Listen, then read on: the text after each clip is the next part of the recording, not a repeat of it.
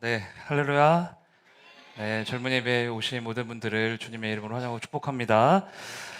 저 없는 3주 동안 어떻게 잘 지내셨습니까?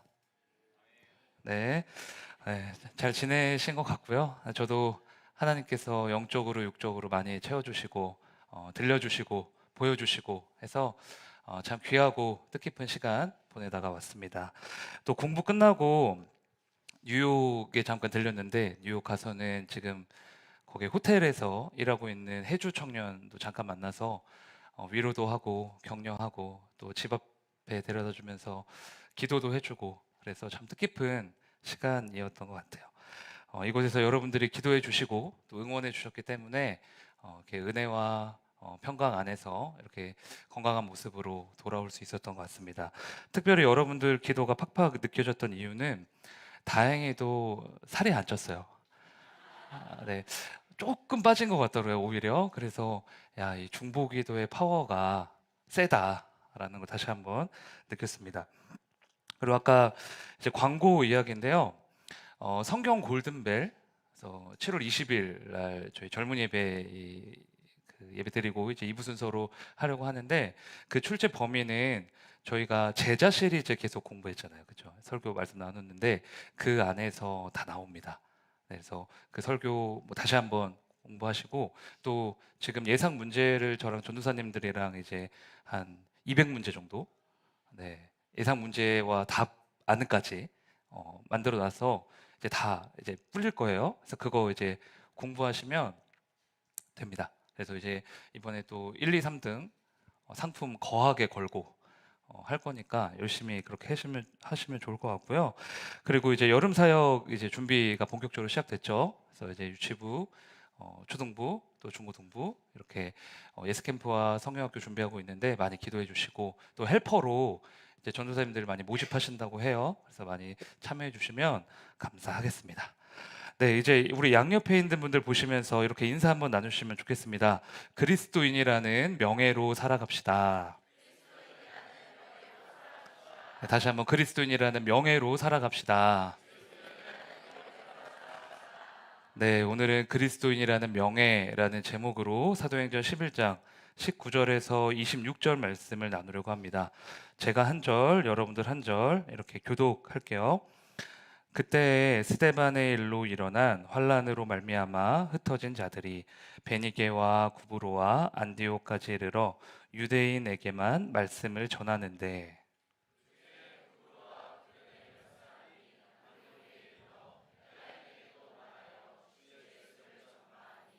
주의 손이 그들과 함께 하심에 수많은 사람들이 믿고 주께 돌아오더라.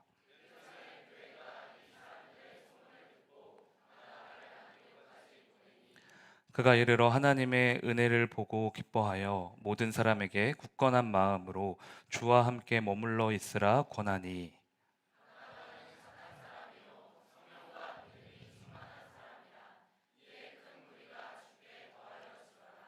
바나바가 사울을 찾으러 다소에 가서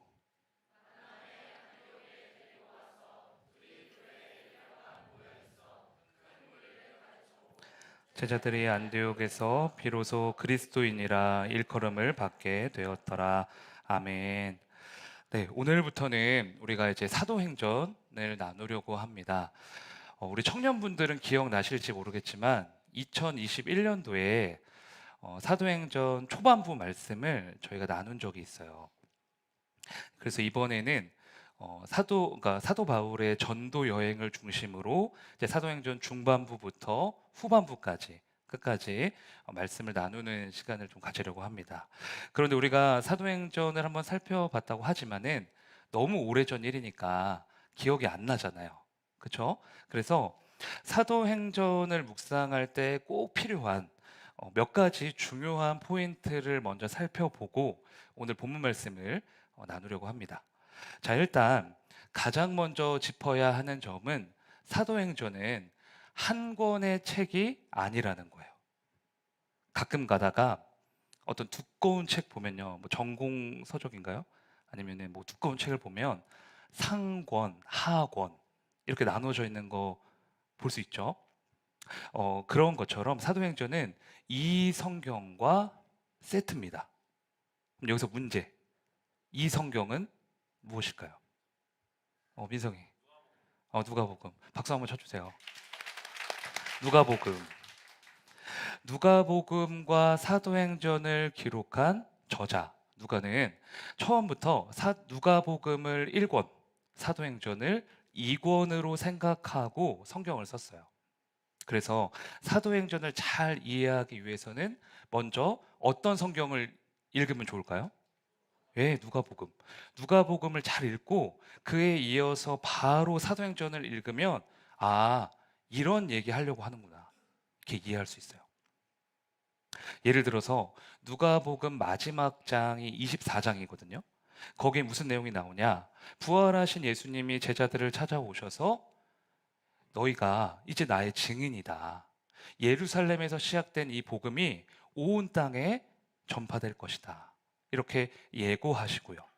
그리고 제자들을 축복하시고 승천하시는 장면이 나옵니다. 그러면 누가복음의 후속작인 사도행전 1장에는 어떻게 시작할까요?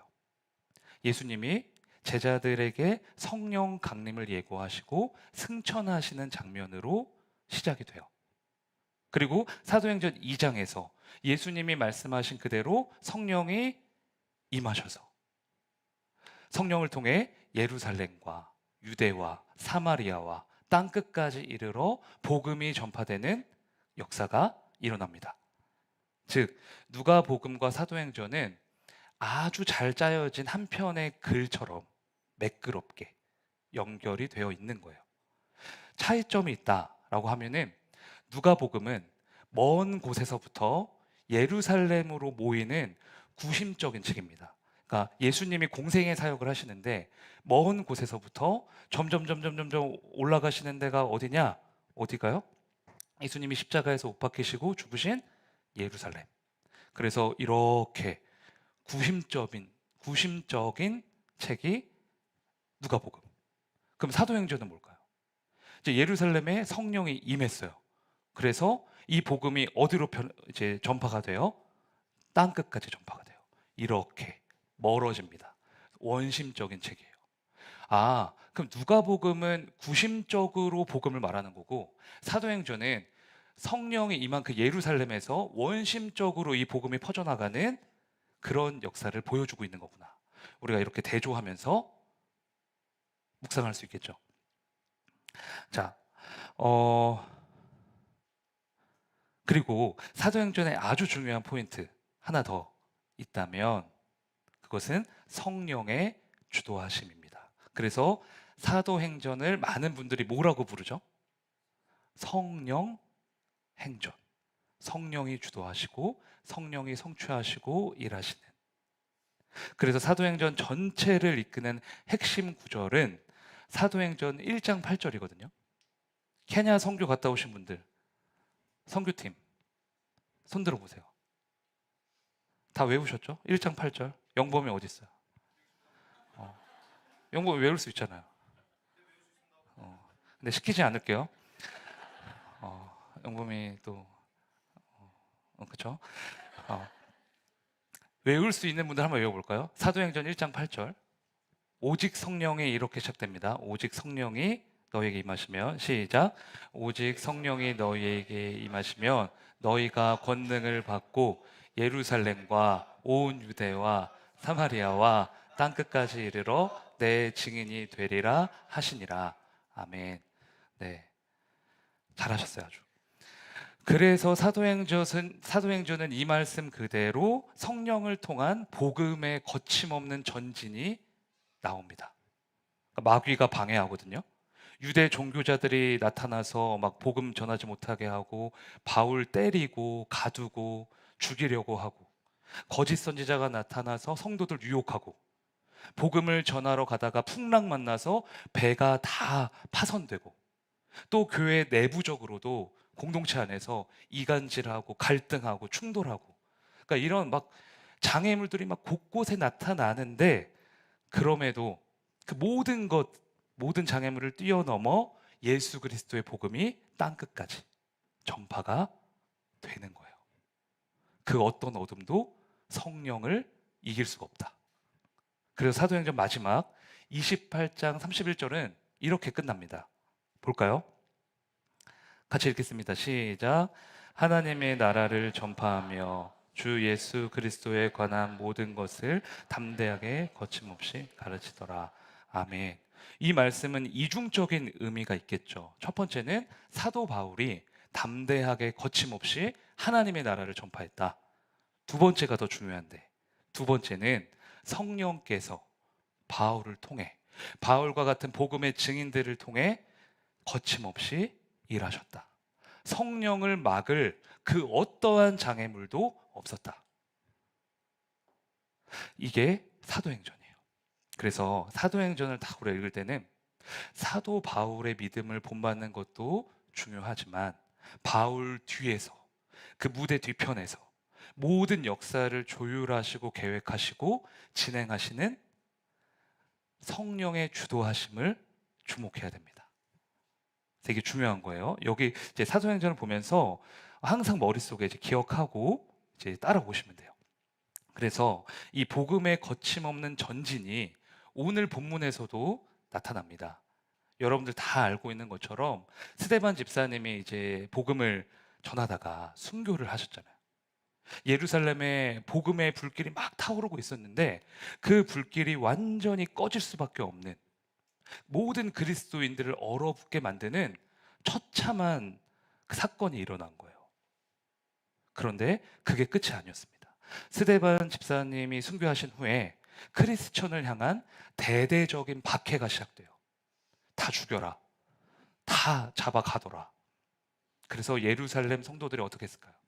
그 박해를 피해 온 땅으로 흩어지게 됩니다.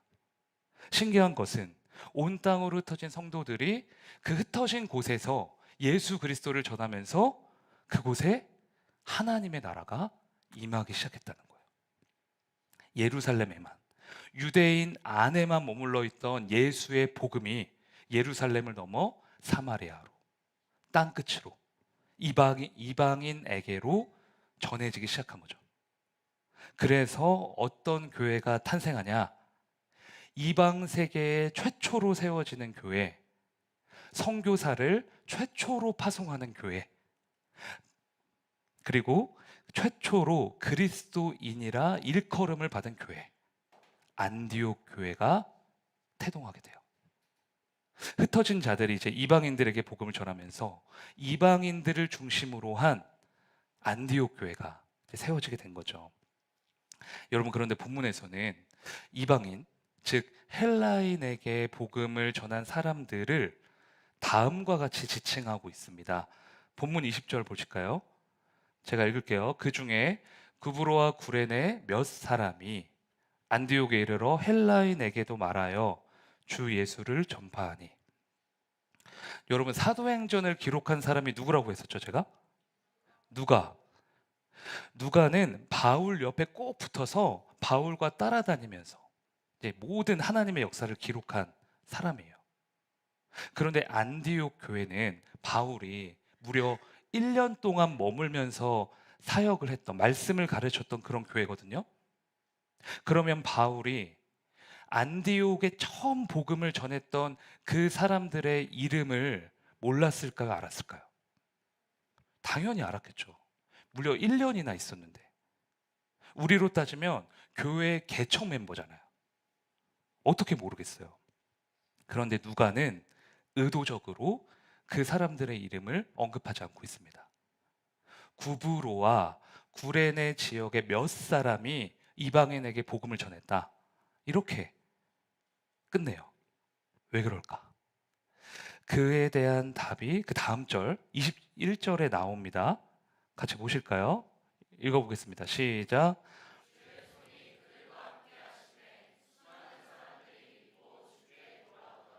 아멘. 그들은 복음을 전했고 주님의 손이 그들과 함께 하심으로 복음의 열매가 맺혀졌다는 거예요. 누가는 이 사실을 강조하고 싶은 거죠.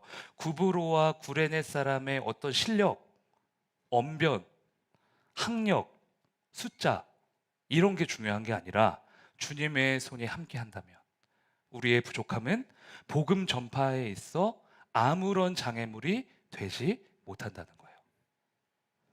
여러분, 우리는 이미 예수님으로부터 차고 넘치는 은혜를 받았으면서도 예수님만을 따르는 그리스도인이라 주장하면서도 내가 경험한 그 복음을 전하는 것에 대해서 두려워할 때가 굉장히 많습니다. 왜 그럴까요? 주의 손에 사로잡혀 있지 않고 내 실력, 내 언변, 내 부족함만 보기 때문이에요. 복음을 전하지 못하는 변명과 핑계로 많은 분들이 성경 지식이 부족해서, 내 죄가 아직 많아서, 교회 다닌 지 얼마 안 돼서 이런 이유를 들곤 하거든요. 그런데 오늘 본문을 보면 그런 이유들은 성립될 수가 없습니다. 우리의 신앙의 경륜, 지식, 그럴싸한 언변, 이런 게 중요한 게 아니라는 거예요. 주의 손이 함께 하시면, 성령께서 여러분의 입술을 주장하시면, 성령께서 우리가 복음을 전하려고 하는 그 사람의 심령에 임재하시면 복음의 열매는 반드시 맺혀지게 되는 줄로 믿습니다. 구브로와 구레네 사람에게 주의 손이 함께했다는 것은 그들이 성령의 임재를 그토록 갈망했다는 거예요. 피부색도 다르고 언어도 다르고 문화도 다르고 생판 처음 보는 사람들에게 복음을 전하는데 어떻게 두렵지 않을 수가 있겠어요? 두려웠겠죠, 그분들도. 그러나 그들은 자신을 보지 않았어요. 믿음의 눈을 들어 살아계신 하나님을 봤습니다. 성령의 임재를 간구했습니다. 작은 나를 통해 일하여 주시기를. 부족한 자신들을 통해 이 땅 가운데 예수 그리스도의 복음이 임하기를 갈망한 거예요. 자신들의 빈약한 손이 아닌 성령님의 위대한 손길을 붙잡은 거죠. 그래서 안디옥 교회라는 이 교회가 태동하게 된 겁니다. 여러분, 위대한 사람들이 만든 게 아니에요. 위대한 성령님의 손에 이끌린 보통의 사람들이 이 역사를 이룬 겁니다. 우리가 아무리 작고 부족하고 연약하고 어리석어 보인다 할지라도 주님의 손이 나를 붙잡으시면 위대한 복음의 역사가 내 삶 구석구석에 실현된다는 사실을 믿으시길 바랍니다. 우리의 이름, 우리 실력, 우리 가진 거 이런 거 중요한 거 아니에요. 내가 지금 성령의 손을 붙잡고 있는가? 하나님의 손에 붙들려 복음을 전하고 있는가? 이게 중요합니다. 주님의 손에 붙들려 담대히 복음을 증거하는 복음의 증인들 다 되시기를 주님의 이름으로 축원합니다. 저를 따라 고백하실까요? 주의 손으로 붙드소서. 네, 성령의 주도하심으로 이방 세계 최초로 안디옥 교회가 세워졌습니다. 그리고 이곳에서 기독교 2000년 역사의 한 획을 긋는 역사적인 일이 일어나요. 본문 26절입니다. 같이 보실까요? 읽어보실까요? 시작.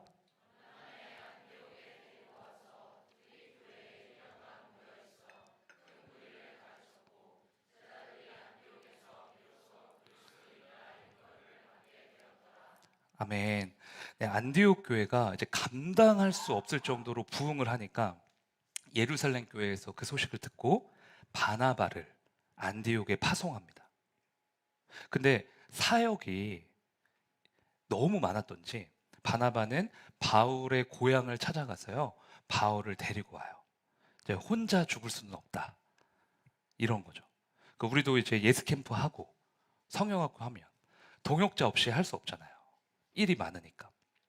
바나바가 바울한테는 이제 믿음의 선배격이거든요. 그래서 이제 바울을 데려와 가지고 같이 사역을 한 거죠. 그렇게 1년 동안 열심히 사역을 하다 보니까 안디옥에서 어떤 일이 일어났냐? 세상 사람들이 이 안디옥의 성도들을 보고, 야, 그리스도인들이구나, 크리스천이구나 라고 인정하게 되었다는 거예요.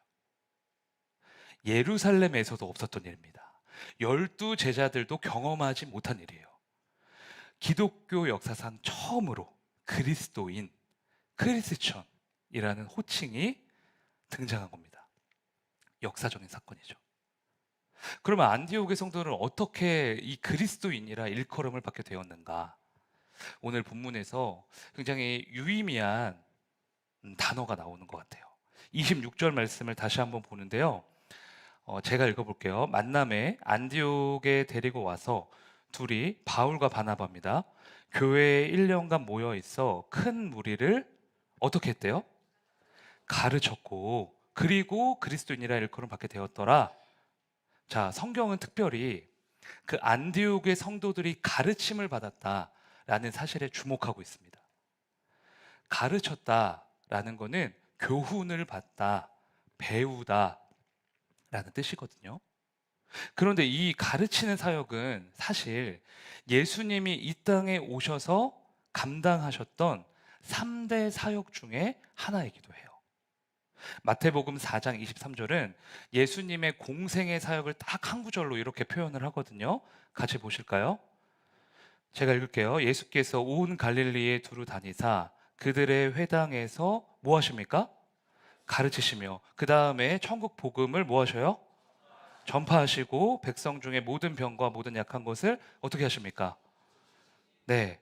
그래서 누가 물어봐요, 여러분들한테. 예수님이 이 땅에 오셔서 하신 일이 무엇입니까? 딱 세 가지 하시면 돼요. 뭐예요? 가르치시고 전파하시고 고치셨다. 이게 예수님의 사역을 압축한 거예요. 3대 사역.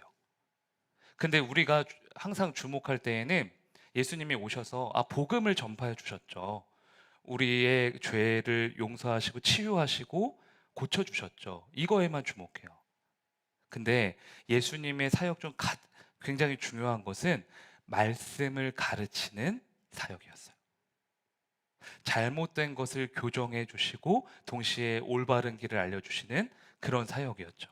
그래서 바울과 바나바도 예수님을 따라서 쉬지 않고 말씀을 가르쳤던 거예요.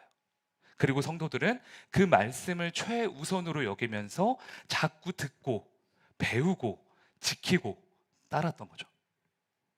여러분, 우리가 여기서 꼭 짚고 넘어가야 하는 게 있어요. 그리스도인은 한순간의 경험이나 사건으로 만들어지는 존재가 아니라는 겁니다. 하나님의 말씀을 매일 매순간 들으며 배우며 나의 본능과 정반대로 말씀하시는 그 진리에 순종하고 굴복하며 훈련되어진 사람이 바로 크리스천, 그리스도인이라는 거예요. 그래서 무늬만 크리스천이 아니라 진짜 크리스천이 되려고 몸부림을 치잖아요. 그러면 반드시 진통이 수반될 수밖에 없어요. 그냥 대충 믿음 생활하고 일주일에 한 번 가난한 성도처럼 교회 왔다 갔다 하고 그러면 진통 같은 거 없어요. 힘들지 않아요. 되게 쉬워요. 그냥 이렇게 하면 돼요. 그런데 제대로 예수의 길을 따르려고 하면 그거는 진짜 쉽지가 않아요. 왜? 쫓아가려고 하는 그분의 말씀과 내가 가지고 있는 이 죄악된 본능이 계속 이제 충돌을 일으키거든요. 말씀을 듣고 순종하고 내 삶에 적용하려고 몸부림을 치면 칠수록 괴리감이 엄청 커요. 예수님의 말씀을 배우려고 하는 선한 마음과 그걸 거부하는 나의 자아가 거세게 부딪히는 거죠. 그러나 그럼에도 불구하고 예수 그리스도를 가장 사랑하기 때문에 배우고 또 배워서 그분의 말씀에 내 몸을 복종시키면서 그분의 가르침을 내 삶 가운데 구현해내는 사람이 바로 그리스도인이다 라는 겁니다. 그런데 요즘 크리스천들이 이거 너무 싫어한대요. 그래서 가난한 성도는 점점 많아지고요. 진짜 크리스천은 보기가 힘들다는 거예요. 교회에는 나오지만 내가 뭘 하든 터치하지 마. 순종하라고 하지 마. 고치라고 하지 마. 그냥 내 입맛에 맞는 설교만 해. 이런 사람들이 이제 우후죽순처럼 생겨난다는 거예요. 한국뿐만 아니라 전 세계적으로 그렇습니다. 그래서 달라스 윌라드라는 분이 잊혀진 제자도라는 책을 썼는데 거기 보면 요즘 크리스천들이 어떤 크리스천이냐? 뱀파이어 크리스천이다. 이렇게 말합니다. 뱀파이어. 여러분, 뱀파이어가 하는 일이 뭐죠? 피 빨아먹는 거. 크리스천들이요, 예수의 피만 빨아먹고 예수의 정신은 쓰레기통에 갖다 버렸다는 거예요. 예수님이 주시는 값없는 구원과 풍성한 복에는 관심이 많지만 예수님이 사셨던 방식에 대해서는 전혀 관심이 없는 세대라는 거죠. 예수의 피는 좋아하지만 그분의 가르침을 배우고 고쳐내려고 하는 사람들은 지극히 적어져가는 뱀파이어 크리스천이 많은 그런 세대라는 겁니다. 여러분, 저는 저를 포함한 우리 모두가 예수님의 가르침 받는 것을 회피하지 않고 싫어하지 않고 오히려 기뻐하고 감사하고 사모하기까지 하는 그런 진짜 크리스천이 되기를 소망합니다. 나의 생각과 예수님의 말씀이 충돌할 때마다 그 진통을 기꺼이 받아들이며 기쁨으로 순종할 수 있는 우리 공동체가 되었으면 좋겠어요. 이런 말이 있거든요. 하나님 없이 우리는 할 수 없다. 맞는 말이죠. 근데 그 뒤에 또 이런 말도 있어요. 우리 없이 하나님은 하시지 않는다. 하나님 없이 우리는 그 무엇도 할 수 없습니다. 그런데 우리 없이 하나님도 하시지 않아요. 가르침을 받기로 결단하는 자, 그분의 말씀으로 교정되고 바뀌고 변화되는 것을 기뻐하는 사람에게만 하나님이 일하신다는 거예요. 여러분, 말씀 들으면서 많이 무너지셔야 돼요. 이 청년의 때에 정말 많이 부서지셔야 됩니다. 말씀이 재미없어요, 사실. 재미없잖아요, 그죠? 솔직하게 말하면 또 혼날 것 같으니까 또 재미없고 지루하고 뭐야, 내 생각과 좀 다른데? 이럴 때도 많고. 근데 저도 그래요. 하지만 열심으로 말씀을 배우면서 많이 깨지시고요, 많이 진통하셔야 돼요. 내가 가지고 있던 쓰잘데기 없는 생각과 가치관들이 여기서 다 부셔지셔야 됩니다. 그러면 다 무너져 내린 그곳에 뭐가 일어나냐? 말씀의 생명력이 역동하는 거예요. 말씀이 우리의 인생을 이끌어가기 시작합니다. 그걸 느끼셔야 돼요. 진짜의 삶이 시작돼요. 많은 진통을 통해서요, 하나님이 원하시고 세상을 감동하게 할 수 있는 진정한 크리스천 되시기를 주님의 이름으로 축복합니다. 저를 따라 고백하실까요? 말씀으로 가르치소서. 네, 안디옥 교회 성도들은 최초로 그리스도인이라 일컬음을 받았습니다. 너무 감사하고 영광스러운 일이죠. 그런데 여러분, 이 사실을 기억하셔야 돼요. 다 주무시는 분들도 다 일어나셔야 돼요. 그리스도인이라는 호칭은 사실 세상 사람들이 예수 믿는 자들을 조롱하고 비웃기 위해 썼던 호칭이라는 거예요. 그리스도인은 헬라어로 크리스티아노이라고 하는데, 이 단어는 예수라는 뜻의 크리스토스, 이 단어와 전미사 이아노이가 합쳐진 합성어입니다. 그러니까 그리스도에게 속한 사람들, 이게 그리스도인. 근데 이 당시에 크리스티아노이와 비슷하게 쓰여진 호칭이 또 있었다는 거예요. 그게 뭐냐? 카이사리 아노이. 이게 뭐냐? 로마 황제의 이름 카이사르에다가 이아노이를 붙인 거예요. 그럼 뭐가 되죠? 황제의 사람들, 황제에 속한 사람들. 로마 제국의 시민들뿐만 아니라 노예들까지 자신들이 이 호칭으로 불릴 때마다 너무 자부심을 느꼈대요. 나는 카이사르의 사람이야. 로마 황제에게 속한 사람이야. 그리고 동시에 예수 믿는 자들 보면서 어떻게 했을까요? 아이고, 저 불쌍한, 저 천박한 크리스천들. 조롱하고 멸시했다는 거죠. 나는 로마 황제에게 속했지만 너는 십자가에 못 박혀 죽어버린 그 예수를 따르는 무식한 존재구나. 눈에 보이지도 않는 예수가 어떻게 구원자가 될 수 있느냐? 로마 황제가 구원자지. 손가락질했다는 겁니다. 그래서 이렇게 조롱하는 장면이 사도행전에 나올 거야, 안 나올 거야? 나와요. 사도행전 26장을 볼까요? 아그리빠 왕이 복음을 전하는 바울을 향해서 이렇게 말합니다. 같이 읽어보세요. 시작.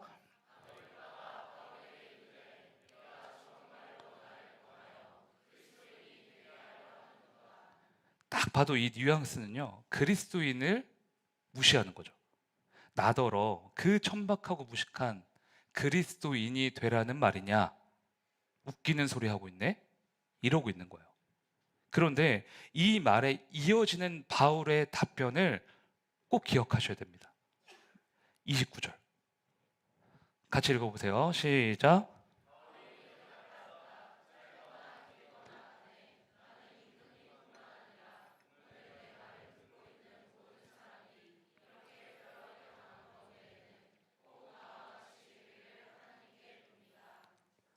꼭 나와 같은 그리스도인이 되었으면 좋겠습니다.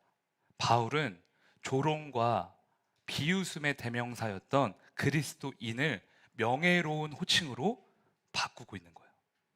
모두가 꼭 그리스도인이 되었으면 좋겠다. 나는 내가 그리스도인이라는 사실이 너무 자랑스럽고 영광스럽다. 말하고 있는 거죠. 여러분, 이게 진짜 크리스천의 모습 아니겠습니까? 여러분 어떠세요? 교회가 아니라, 이 교회가 아니라 세상에서도, 세상 한복판에서도 크리스천이라는 명예로 살고 계십니까? 세상의 조롱과 비웃음을 훌쩍 뛰어넘을 수 있는 명예와 긍지가 여러분 마음에 있느냐 하는 거예요. 여러분들은 안 그러실 거라고 믿지만 요즘 많은 크리스천들이요, 특히 젊은 세대들이 어디 가서 그리스도인이라고 밝히는 거를 안 한대요. 절대 안 한대요. 부끄러워하고 창피해하고 될 수 있으면 숨긴대요. 그래서 중고등학생들, 심지어 대학생들도요, 학교에서 식기도를 안 하고 그냥 밥을 먹는다는 거예요. 식기도 하면 옆에 있는 친구들이, 야, 네가 예수 믿었었어? 너 같은 애가 예수 믿고 이렇게 살았었어? 조롱하니까. 그러면서 교회에 와서는 하나님한테 이것도 주세요, 저것도 주세요, 이거 해결해 주세요, 복 많이 주세요, 이런다는 거죠. 크리스천의 삶이 정말 이러하다면 너무 궁색한 거 아니겠습니까? 제가 이번 미국에 가서요, 해주 청년을 만났다고 했잖아요. 근데 해주 만나기 전에 웃지 못할 해프닝이 하나 있었어요. 해주를 그 젤라또 집에서 만나기로 했는데 거기 맛집이에요. 줄이 엄청 길어요. 그래서 사모님이랑 저랑 애들이랑 줄을 섰죠. 그래서 언제 되지? 하면서 기다리고 있는데 금발의 어떤 그 키 큰 서양 여자분이 너무 당당하게 우리 앞에 딱 와가지고 새치기를 하는 거예요. 그래서 우리 사모님이 사모님이 때리지 않으셨어요. 때리지 않으셨고, 야, 우리 야라고 안 했습니다. 이거는 과장이고, 우리 줄 서고 있다. 여기가 줄이다. 우리 뒤에 서라. 이렇게 말했어요. 그러면 그분이 이제 알겠습니다 하면서 뒤로 가야 되잖아요. 근데 그분이 씩 웃더니 스페인어로, 라틴어로 쌀라쌀라쌀라 뭐 하는 거예요. 아니, 영어로 말했으면 영어로 이제 대답을 해야 되잖아요. 웃으면서 이제 스페인어로 말하는 거 보니까 인종차별하는 거구나. 대번에 알겠더라고요. 그래서 저희 애들이 옆에서 이제 다 봤으니까 이 아줌마 왜 이러냐고, 왜 새치기 하냐 화를 내길래, 참아라, 살다 보면은 저런 사람도 있고 저런 뭐 다 그렇다. 그 이제 그랬는데 그러니까 그 일이 있고 생각을 해보니까 그분은 아마 스스로가 너무 자랑스러우셨겠죠. 그러니까 뭐 너무 명예로우니까 자기가 이제 그런 뭐 인종이고 그런 게 너무 이렇게 자랑스러운 자부심이 있으니까 다른 사람을 그렇게 무시한 거잖아요. 근데 그런 명예로움은 초등학생 아이들의 눈에도 너무 이상해 보일 정도의 잘못된 명예로움이더라고요. 그렇죠? 근데 미국에서 한편으로는요, 너무 멋진 명예로움도 봤어요. 미국의 도시들을 가보면, 그 동네 가보면 어떤 곳이든 미국을 위해서 공헌한 사람들을 위해 기념비, 그 추모비, 그리고 그런 추모 공원, 이런 것들 너무 잘 만들어 놨어요. 그래서 9.11 테러로 돌아가신 분들, 명예롭게 싸우다 전사하신 뭐 군인들, 소방관들, 도시를 위해서 크게 공헌한 분들 다 곳곳에 기념비가 있는 거예요. 보면서 야, 미국이라는 나라 딴 건 모르겠는데 사람의 명예를 참 이렇게 중요하게 생각하는구나. 이분들의 가족분들, 친구들이 참 이게 기뻐하고 너무 흐뭇해하겠다. 이런 생각이 들더라고요. 그런데 여러분, 이 명예로움이 정말 지금 세대 크리스천들에게 너무 간절하게 회복되어야 된다고 생각해요. 크리스천이라는 명예로 무장이 돼서 그래서 어딜 가나 부끄럽지 않게 당당하게 나 크리스천입니다. 그래서 나 이렇게 삽니다. 이렇게 해야 되는 거 아니겠습니까? 크리스천은 그냥 구원받고 끝나는 존재 아니에요. 내가 원하는 기도 제목만 주문 외우듯이 달달달 외워서 복 받는 게 우리 목표 아닙니다. 정말 그렇게 기독교를 이해하셨다면 오해하고 계시는 거예요. 오늘 우리가 마지막에 찬양했던 그 가사처럼 매일 마주한 슬픔이 있지만, 매일 두렵지만 주님의 자녀로서의 명예를 지켜가며 깊어진 삶을 하나님께 올려드리는 존재가 크리스천입니다. 국가대표 운동선수들만 가슴팍에 훈장이 있는 게 아니에요. 여러분들 한 사람 한 사람이 예수님의 국가대표예요. 날마다 자각하셔야 돼요. 여러분들이 가정에 있으면, 학교에 있으면, 회사에 있으면 여러분들이 예수 그리스도를 드러내는 그리스도의 국가대표입니다. 교회는 명예로운 국가대표를 양성하는 훈련소예요. 여러분들 가슴에 그리스도인이라는 훈장, 이게 새겨져 있는 거예요. 그게 우리의 자부심이고 우리 명예고 우리의 긍지입니다. 그리스도가 택하셨고 그리스도가 함께 하시며 그리스도가 일하시는 그리스도인이라는 명예를 가지고 세상의 조롱과 비웃음을 가뿐하게 뛰어넘으시길 바랍니다. 여러분, 그리스도인으로서의 명예와 긍지 회복합시다. 사람이 아닌 하나님이 인정하시고 하나님이 기뻐하시는 믿음의 길을 꿋꿋하게 걸어갑시다. 그리스도인의 명예를 지킬 때 하나님이 우리를 지켜주실 거예요. 하나님이 우리를 높여주실 겁니다. 저를 따라 고백하실까요? 그리스도인의 명예를 지키게 하옵소서. 네, 오늘은 성도의 노래라는 찬양하시면서 우리 그리스도인의 명예를 지키는 우리가 되겠다고 함께 고백했으면 좋겠습니다.